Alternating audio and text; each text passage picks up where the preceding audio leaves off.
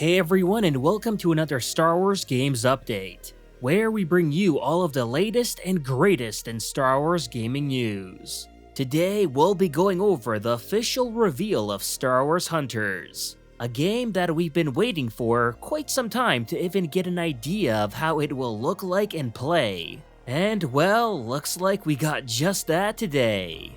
And before we get into any of that, a quick reminder that if you do like these type of videos, then be sure to give it a like to show your support for this update series and the content within it. With that out of the way, let's get into it.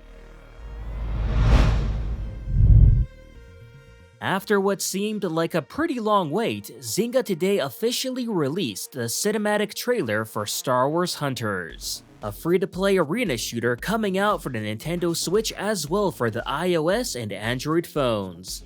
And like I said in the intro here, we've been waiting for quite some time to even get an idea of how this game would look like, which we fortunately somewhat did last week thanks to some leaked screenshots. So I suppose after those got leaked, Zynga figured it no longer made sense to keep the secrecy going and put out this short but sweet cinematic trailer, which features the main roster of characters in the game like Utini the Jawa, Imara Vex the Bounty Hunter, J3DI the Droid Jedi, Sentinel the Remnant Stormtrooper, Zaina the Human Smuggler, Reeve the Sith Lady, Graz the Wookiee Warrior, Slingshot the Ugnaught, and Aaron the Mandalorian. The trailer itself is action-packed, but rather fun and doesn't seem to take itself too seriously. It also goes to emphasize the primary focus that teams will play in Hunters that I mentioned in the last video, and that in the world of Hunters, this arena fighting is some kind of highly popular sport around the galaxy. It should be noted that Hunters will take place on a new planet called Vespara, that does contain a bunch of these arenas that mimic popular worlds that we all know and love. And in addition to this, we also got a quick glimpse of some very short gameplay footage of someone playing as Reeve during the recent Apple event that shows Hunters being played on an iPad.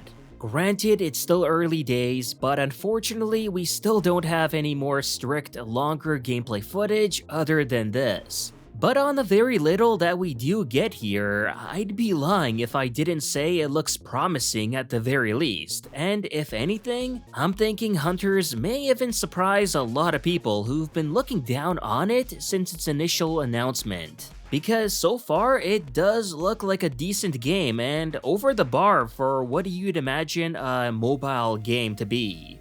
And last but not least, we also have some more leaked screenshots of the game that feature the focus of teams, or as the game calls it, squads, like the Gundarks versus the Mudhorns. Which, after seeing this, I'm hoping we do get to create our very own clans and hunters and customize our team names and logos.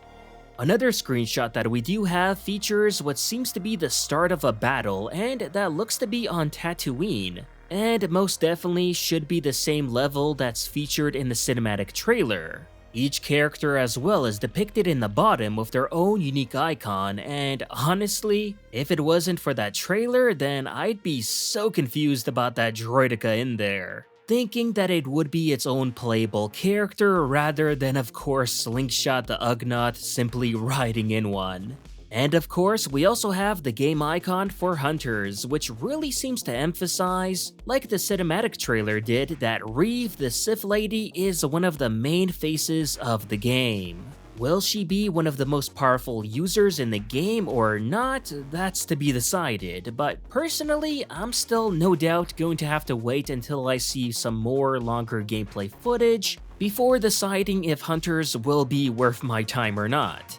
But I am thus far liking what I'm seeing. I like the look of the game that reminds me of Overwatch, and what looks to be a very unique roster of characters that I'm sure will all play very differently from one another.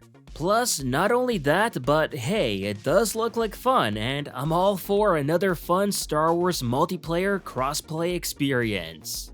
Now, while the official release date for Hunters has been moved to 2022, I do want to remind everyone that it will be pre-released later in 2021. And I don't know about you, but I'll certainly be wanting to check it out already then.